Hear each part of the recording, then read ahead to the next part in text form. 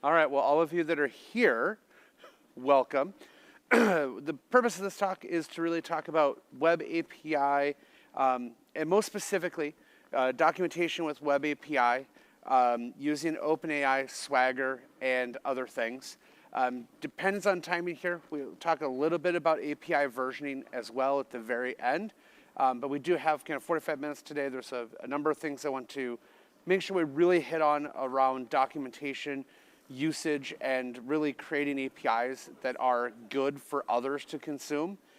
So let's kind of dive into it here a little bit. For those of you that don't know me, my name is Mitchel Sellers. I'm a Microsoft MVP. I run a consulting company out of the Des Moines, Iowa area. And all of my contact information is up here. I will put the information back up a little bit later as well. Please do, ask questions in Discord, or for those of you in this theater, get my attention, make sure to try to answer them today as well.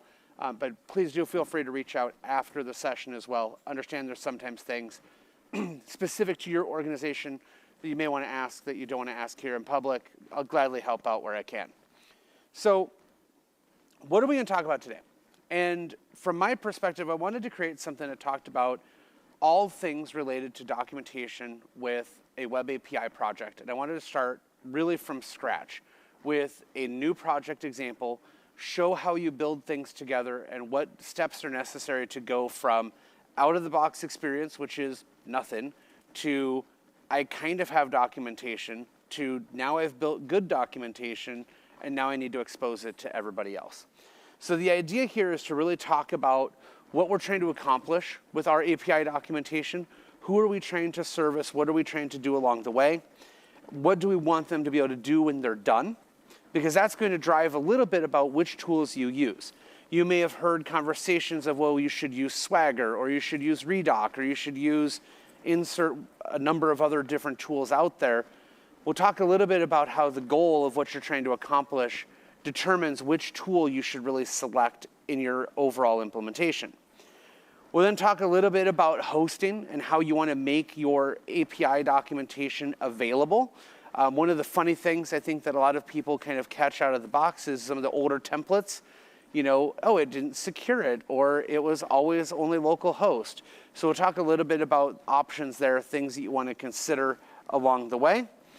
And then really we'll get into code demos. And I'll put up here, and again, I'll put it up a little bit later again as well. So all of my demos for today are done with a set of, there's a sample repository, and there's individual commits that are named with the step of action that's been completed. So you'll see me today kind of roll back to prior commits and move forward. You can do the same thing yourself afterwards to be able to follow through those same steps. So that way, rather than just looking at a completed project and being like, okay, what did he add, or what did this do? You actually have a commit that shows you, okay, this was the step that added the generation of the documentation. This was the step that added a UI. This was the step that added this piece. So you can kind of see how you might be able to piece that together with your own project. And so that's all out there in that the sample project that we'll use for discussion today. So why do we need API documentation? What's the purpose of API documentation, right? We need to build an API. And one of the things they get from dev teams all the time is, I can just send them what the JSON looks like. It'll be fine. If you're not publishing for others, right? If you're not publishing for commercial use, if it's a one-off integration or even a small limited integration, that's what I see a lot of dev teams say is, I don't really need full documentation. And so then I see people get creative. They get a Word doc out and they dump the JSON object, or I've seen people literally send me, well, here's the C# code files that are the models that are posted. Here you go. You've got what you need, right?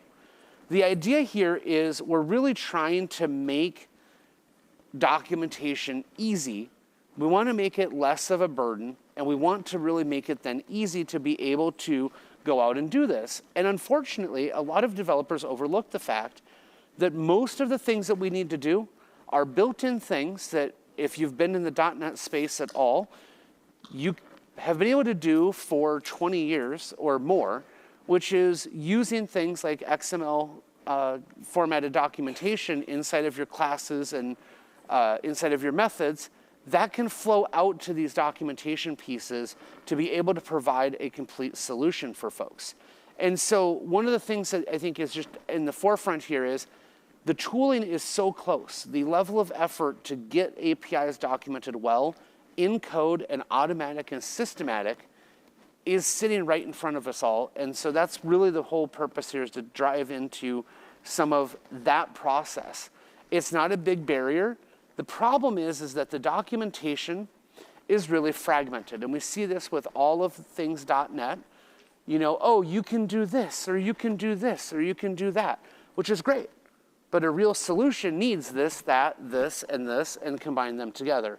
And that mapping is what's not necessarily there. So that's what we're going to kind of talk through today, is how do we take those pieces together, assemble them into a complete solution, and give something that's really usable for those that are out there.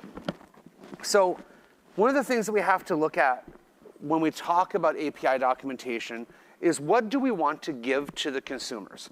What exactly is the goal of what we want them to be able to do? Do we want to give them read-only documentation? This is the safest way to do things, right? It's just, hey, look at this. Here's my structure. Here's my methods. They have to create their own test harnesses if they want to go and use it. They would have to go to Postman or do something with, you know, HTTP files, insert whatever method they might want to use.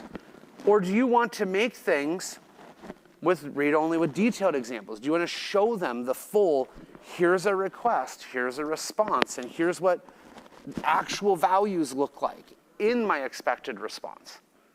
My recommendation is at minimum, you want to go to this level. If you are returning date values, show them in your documentation the way you want dates to be. One of the biggest things I see with APIs is when we publish an API as a .NET developer, and we have somebody with a different platform or a different technology that is trying to consume it, dates are the #1 thing that they send in a way that just don't come in correctly. So an easy solution is to include an example in all of your documentation. Hey, this object, a date might look like this. Boom, you fill the problem right there. There's no longer any of this diagnostics. They're not getting a bad request error and trying to figure out why you can't get their date values to come in. Now, the other thing you can do, and for those of you that have maybe played with Swagger in the past, Swagger has options for a Try Now button. Now, the Try Now button is really cool. It lets somebody actually make the request to your API from your documentation. It's really cool. But keep in mind the security aspect of a Try Now button.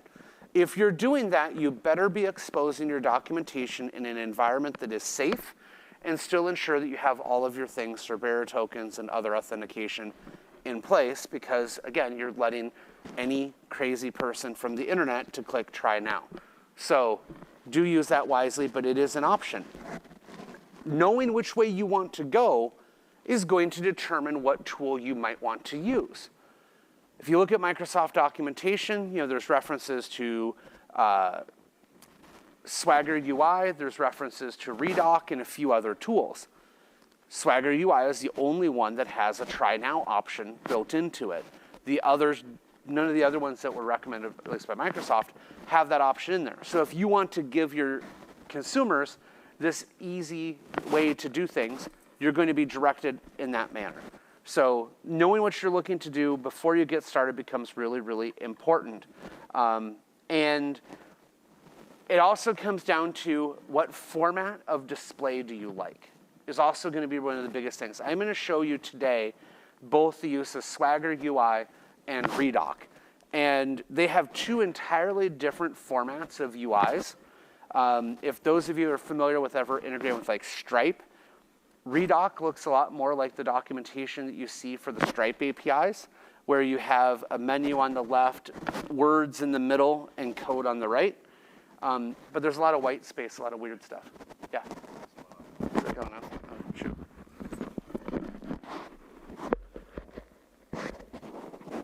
All right, we'll just see if it'll hold here. Is that gotta be lower?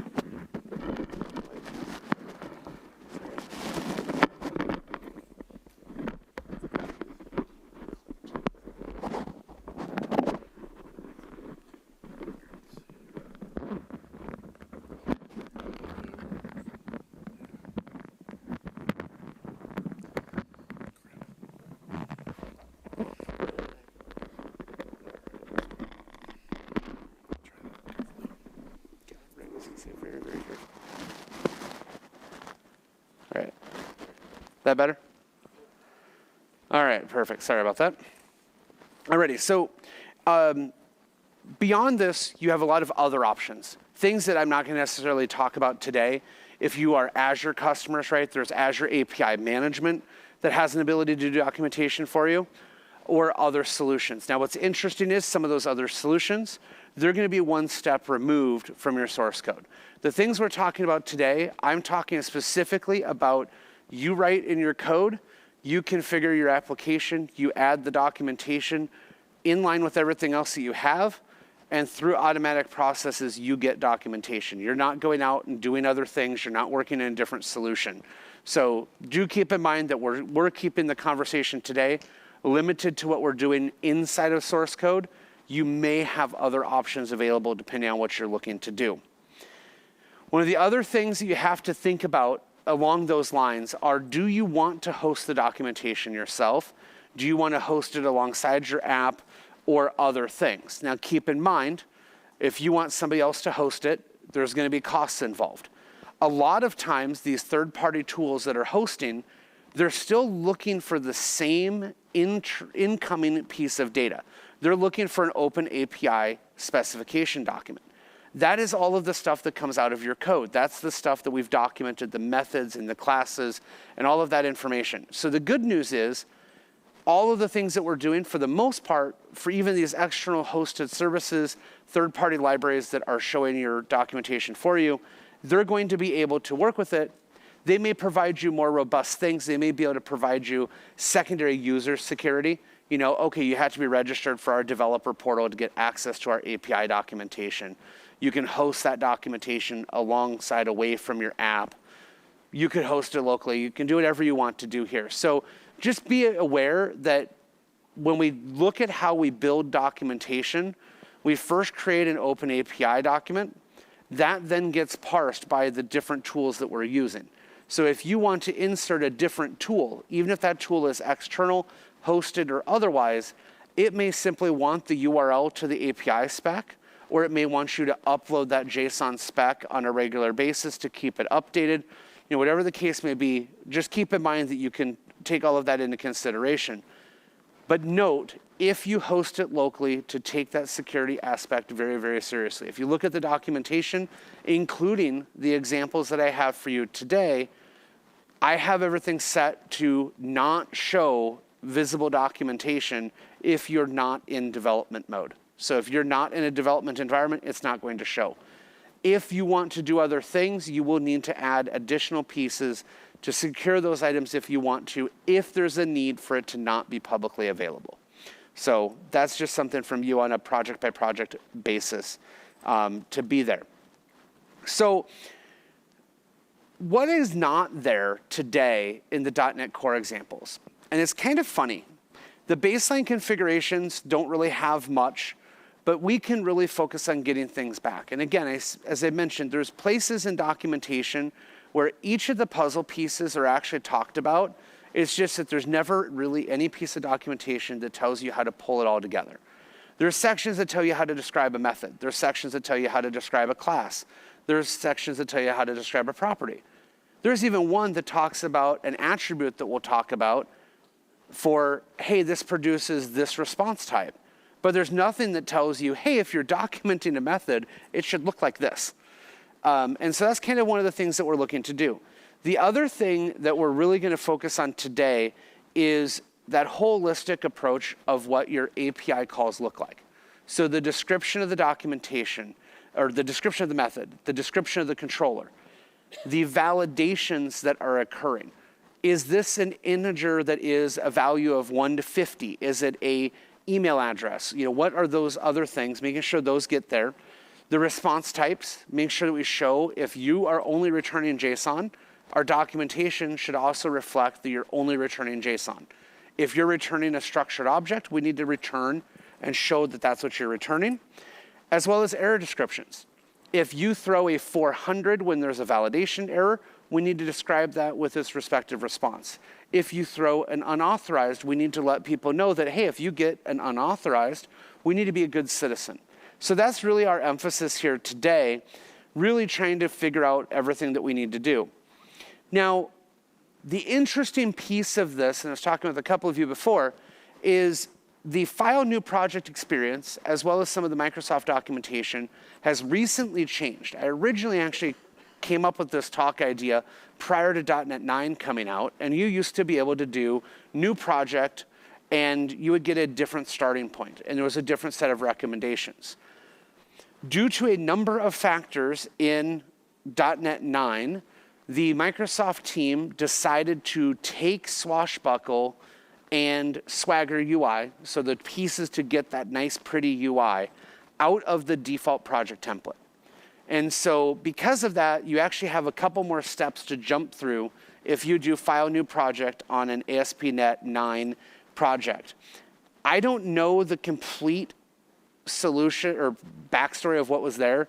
There's a comment in the documentation that says because of a update concern, it was removed. Swagger and Swashbuckle, they're actively supported. They are having releases out there. I haven't really seen anything, but again, your mileage may vary. Please do validate. But that's one of the reasons why you'll see something that if you maybe created a web API project in .NET 8 or .NET 7, you may actually have some of these boilerplate pieces that we're going to talk about today.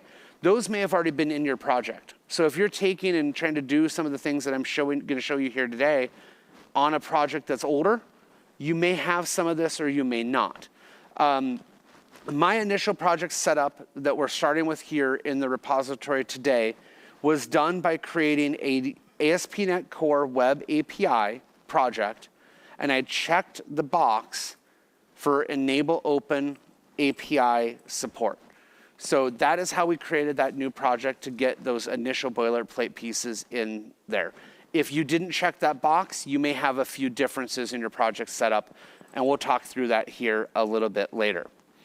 Now, what I'm going to be talking about today, even though I guess I said is option 1, it's really the option I'm talking through today, and that is the use of Swashbuckle to take an OpenAPI spec, get it into a better format to be used by other tools to create a UI. So you create the API spec, Swashbuckle does some stuff, and then Swagger UI presents it to the user. Or you can use ReDoc. Swagger is the way that it's been out there for a really long time. ReDoc is one of the newer ones. ReDoc also offers a commercial product. So this is where the line gets really blurry for those of you looking at tooling.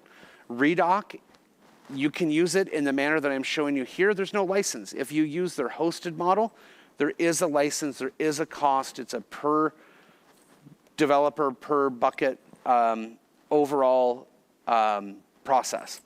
So with that in mind, I want to just dive right into some of the code-specific elements here so that we can really take a look at what our individual projects should look like, the items that you would have in place, and all of that. So again, as I mentioned, if you pull down the example GitHub project, you will see a number of commits. So the initial commit is simply file new project, I committed. And from there, you'll see the individual steps. So basically, we take care of some initial project setup. We'll go through Swagger UI. We'll include ReDoc, and then we'll clean up and document things a little bit along the way. So if we go look at the differences between my initial project setup and what we're looking to do, and actually, sorry, this is the initial commit. I'm just making sure. Yep, this is the initial. This is the true out-of-the-box file new project experience. And so all that we did here is add a couple of comments to make sure that things are really visible here. So the key here is we have a beginning entry here of we want to add our controllers.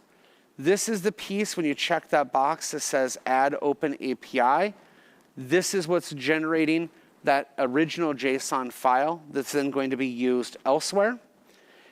The very bottom piece here then is add OpenAPI, registers the services, and gets it ready. Map OpenAPI is what actually exposes that file for you to access. So as you can see here, localhost 7062 OpenAPI v1 JSON. That's the default file that gets created when you do a setup like this. So just to kind of show you the out-of-the-box configuration, and we're using all of the default Microsoft examples with just the weather forecast controller. Nothing special. It's the fake weather forecast thing that is there with any new API project that you've done. If we build this, everything will run. I can go ahead and open up a browser here. And you'll see that we get a OpenAPI document that gets created. It has a title of Demo API Project. Well, that's really helpful, isn't it? It has the servers, it has the paths, it has tags, it has information. Obviously, this isn't human readable. This is not where we want to go, but let's go ahead and take it to the next step from here. So we'll go in here, we'll stop debugging. I will roll forward to the next example here.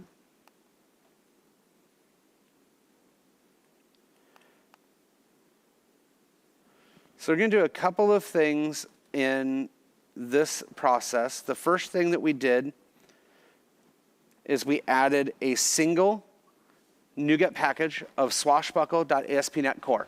Again, if you have an older API project, this may already be included for you, depending on what you've done. But starting with .NET 9, it's not included by default. We then go look at our program CS. We end up making a number of changes in our program CS, and the whole goal here was to be able to really start to provide a bit of example information and to make things as easy as possible. So I added comments in here because I know that not all of you, some of you may be using minimal APIs, you may have other API structures. So I tried to leave a couple comments in here if there's things that you need to do. So for example, if you are using minimal APIs, you do have to add one more piece to the API Explorer so that it can generate the right docs. But otherwise, once we've added Swagger, we add a call to add Swagger gen. And then in here, we can customize the way that Swagger generates the documentation. Right now, we're working with just one version of it. So we're going to create the Swagger doc with version 1. And then we're going to give it a new object of OpenAPI info. Now, this is overriding some of that OpenAPI information that was stuffed in that JSON file that we were talking about a little bit ago. So in here, I'm saying, OK, my version is v1. My title is Demo API. My description is here. My terms of service can be found here. My contact information is here. This is pretty easy. It's nice, just gives it a little bit of boilerplate. The next piece here is a piece buried in some of the documentation. And this is a process that goes out and grabs all of the XML comment files that are compiled from your source code and injects those comments into the Swagger generation process. So the idea behind this is if you put XML documentation on your classes, and you put a description of the class, you put a description of the property, you give remarks, those items are now going to be included in the documentation. If you have a complex project structure where you have multiple DLLs that contain your content, simply rinse and repeat this process for each individual file that you need to include documentation from. So if you have all of your models for your API in a separate assembly, you need to make sure that you include those items in here as well. And a little bit later, I'm going to show one discrepancy here of a property to do the same thing for your controller methods themselves, to actually give the controller a little bit of a description to help guide people along the way. The only other thing that you have to do to get that process to work is in your project settings, you do have to go into the project properties and tell it that you want to generate the XML document. Okay, and that is done in your build process. And where did it go? This checkbox right here. generate a file containing API documentation. You just have to come in and check that box. That will then ensure that that documentation file gets created for you. From here, we then have the rest of our build, and we have 2 more pieces that we add to the puzzle. So we added use Swagger, so that registers the process that takes the OpenAPI JSON and creates a Swagger JSON file. We then have a second piece of code, which is use Swagger UI, and that says, hey, grab your documentation from here, and I want you to make the documentation available here. So in this case, we get localhost 7062 Swagger UI is going to be our endpoint that allows us to look at the Swagger documentation. So if we run everything here, now the only thing that was done to the weather service, just to start giving a little bit of information, is we added a XML comment here to the get weather forecast. We added a summary, some remarks, and a returns to this. If we come over here and look at that from a Swagger documentation perspective, now you'll see my basic information is up here at the top. I'm going to expand this out and then I'll zoom in for you guys because I know it's a little bit hard to see. Okay, so I've got my demo API version 1. We have our link to our terms of service, our websites here. We have our weather forecast. Okay, we have our summary, which we can see our summary is right there next to get weather forecast in right here. We also then have our remarks. And if we notice here, it does some nice formatting for us if we put things out like what the method looks like. We can go down a little bit further and we'll see a couple of things that kind of make sense. So, okay, we can try it out. We also have our responses. We have an okay, but this looks a little funny to me yet, right? It says that the media type is text plain, but it's not. I'm returning JSON. The object, the schema it even shows is JSON, kind of shows my dates good enough, but doesn't really show me good values, doesn't give me a lot of description. So what we want to do here is kind of take this to the next level. So let's go in here. We'll roll forward one more example.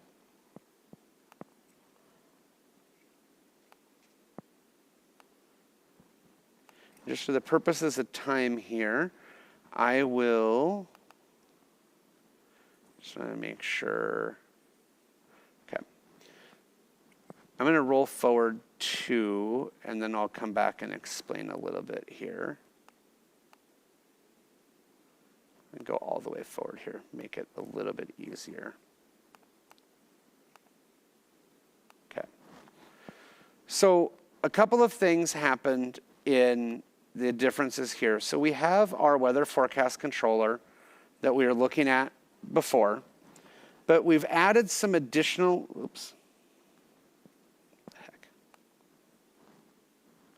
we've added some additional information to the controller than what was here before.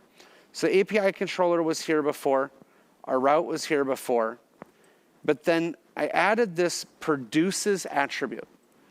This is an attribute that is solely used in the generation of the OpenAPI spec. And this simply says that this controller always produces response types of application/JSON.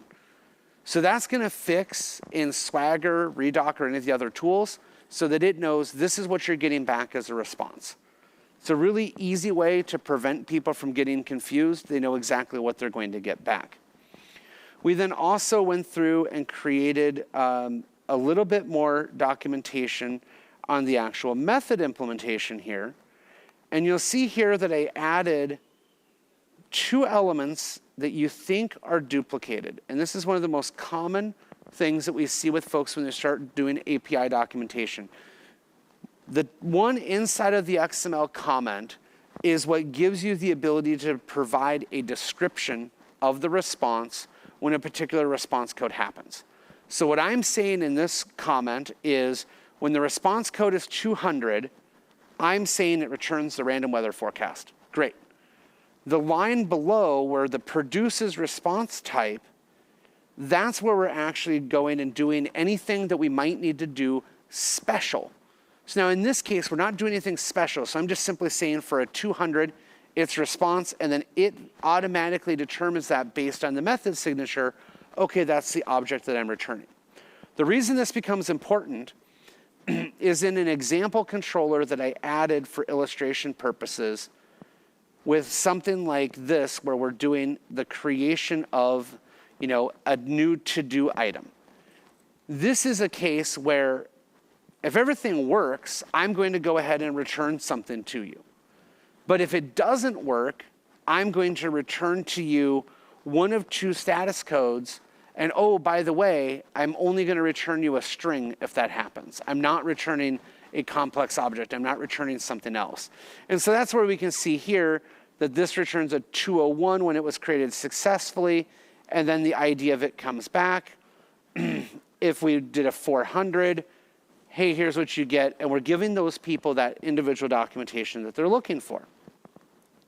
The other thing that we did from an example perspective here is to show a little bit more information about our individual response objects.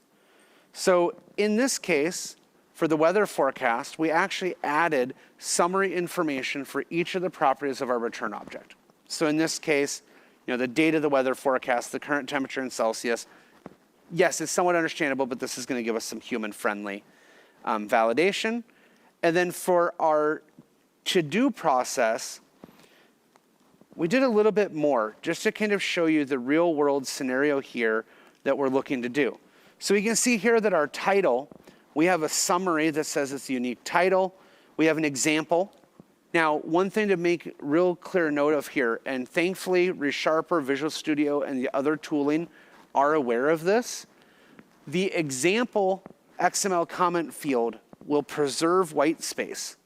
So if you notice that like summary, I have nicely indented into 2 lines so that it's easily readable, but the example is all ran together. That is so that it will work okay in the documentation. If I had put that down on a new line, you get really funny line breaks and everything in your generated documentation. If you also notice here, I have a max length attribute on the title field. And then I have some other things, required versus not required in the individual fields. And then we have our response object from our to-do object. So if we go now and take a look at our Swagger documentation, we did not change anything from our Swagger configuration. So we still have everything as it was before up at the very top. The only change is in our inclusion of XML comments, I added one additional parameter here. There's this true value. And what that does is say also look for comments on controllers. And what this does is it allows you to give a description to your controller. Okay? So what we're going to do is I'm going to go ahead and run this again. But I'm going to leave the original version that was here. And so you can see here, right, we have weather forecast. We don't have any real description of what the weather forecast controller is.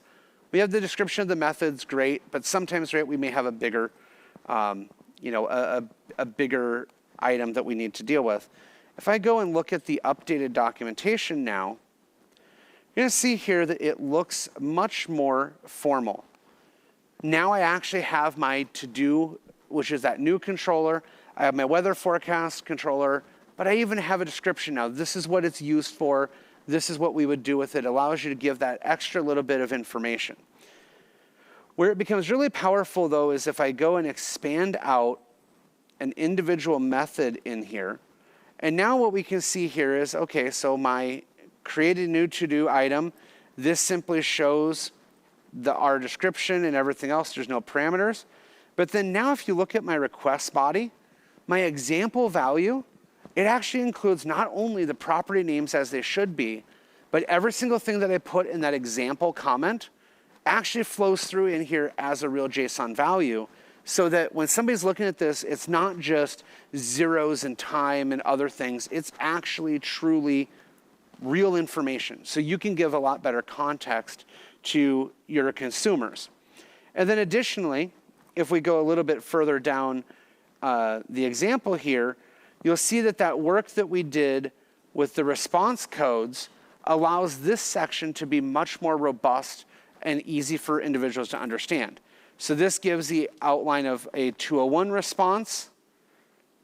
This gives a 400 response and actually shows that you're going to get a JSON, technically a response back with the string value in it with the examples. You've also now been prevented from selecting any other response type because we've said produces response type application JSON. So we get rid of any of that confusion that may have existed in our API documentation. The other piece, and this is where Swagger is a little bit unique and a little bit more complicated, but I'm going to expand these and I'll zoom in on this for everybody here. At the very bottom, Swagger outlines the schema of every single object that you could push.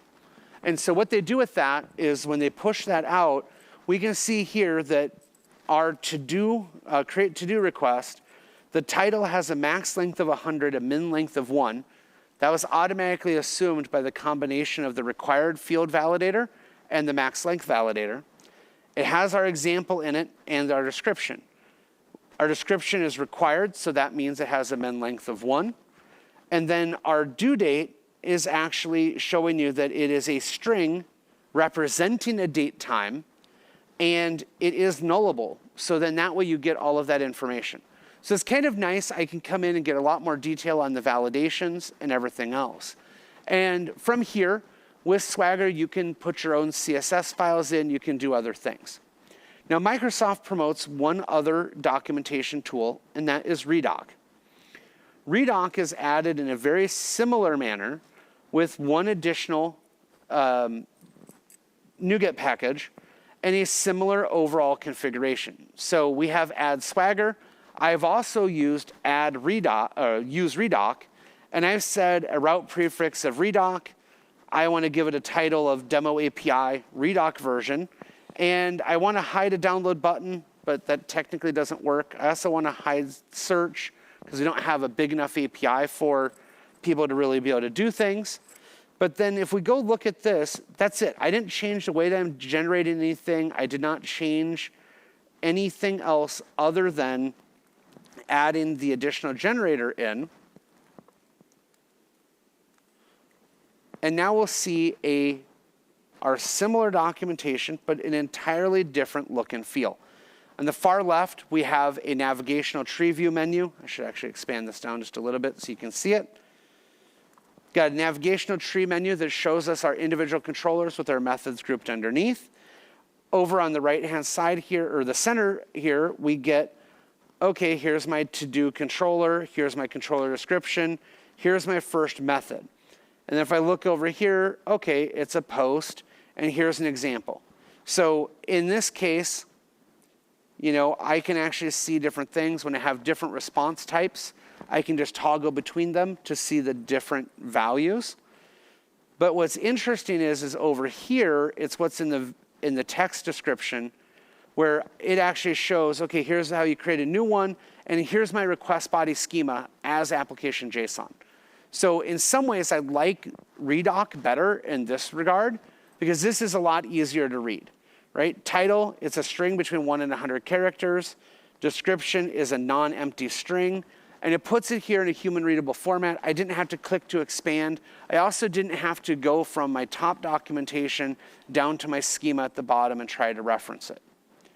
Okay, now what that ends up doing is really making it so that you can kind of choose your own path to adventure here.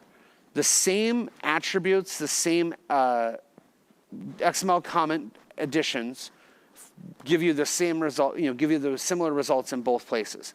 So if you want to control the response types, you can do the same thing and it will flow through to that document.